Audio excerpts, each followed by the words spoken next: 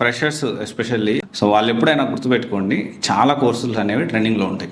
ఒక single course ఈ కోర్సే అని కాదు, చాలా కోర్సెస్ ట్రెండింగ్లో ఉంటాయి. చాలా కోర్సెస్కి ఆపర్చునిటీస్ ఉంటాయి.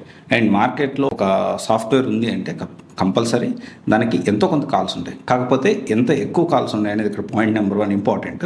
పాయింట్ నెంబర్ 2 వచ్చేసి ఏంటి అంటే మనకి ఏ సూట్ అవుతుంది, that is also very important. ఈ రెండు చాలా ఇంపార్టెంట్ ఆస్పెక్ట్స్ అనే విషయం మనం అర్థం చేసుకోవాలి.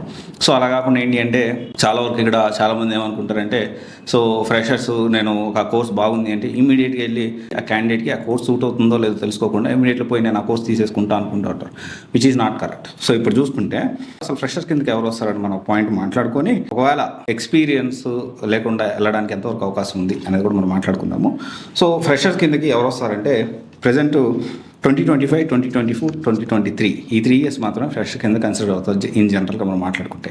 సో ఇది నేను చాలా వీడియోలో చాలాసార్లు చెప్పాను, మళ్ళీ చెప్తా ఉన్నా. ఇంకో 3 monthsలో 26 పాస్ అవుట్ వచ్చారనుకోండి, 26, 25, 24 ఈ 3 years పాస్ అవుట్స్ వాళ్ళు మాత్రమే దీనికి సంబంధించి ఫ్రెషర్గా కన్సిడర్ అవుతారు.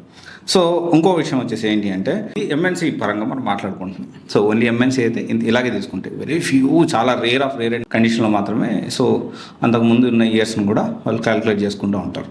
అయితే ఇక్కడ మనము ఎంఎన్సీ కాకుండా ఇంకా ఫ్రెషర్స్గా ఎవరిని కన్సిడర్ చేస్తారంటే 22, 21, 2020, 2019 జనరల్గా ఏంటి అంటే ఈ 4 years వాళ్ళు ఒక కోర్స్ ఏదైనా నేర్చుకొని ఇంటర్న్షిప్ త్రూ వాళ్ళు ఫ్రెషర్గా ట్రై చేయడానికి అవకాశం ఉంటుంది. ఇంటర్న్షిప్ త్రూ అంటే రియల్ టైం ప్రాజెక్ట్స్ చేసి వాళ్ళ పోర్ట్ఫోలియో బిల్డ్ చేసుకొని, గిట్హబ్ రెడీ చేసుకొని, లింక్డ్ఇన్ రెడీ చేసుకొని, సో రిలవెంట్ సర్టిఫికేట్స్ చేస్తూ ఓకే ఒక పర్టికులర్ కోర్స్ తీసుకొని ఎప్పటికప్పుడు ప్రాజెక్ట్స్ చేస్తున్నట్టు, ఎప్పటికప్పుడు యాక్టివిటీస్ ఏమైతే సాఫ్ట్వేర్ ఇండస్ట్రీలో మనం జనరల్గా ఇన్స్టాగ్రామ్లో పోస్ట్ చేస్తాం కదా, సో నేను అక్కడికి వెళ్ళాను ఇక్కడికి వెళ్ళాను అని చెప్పి పోస్ట్ చేస్తూ ఉంటారు. అలాగా యాక్టివిటీస్ అన్నీ కూడా దీంట్లో పోస్ట్ చేయాలి.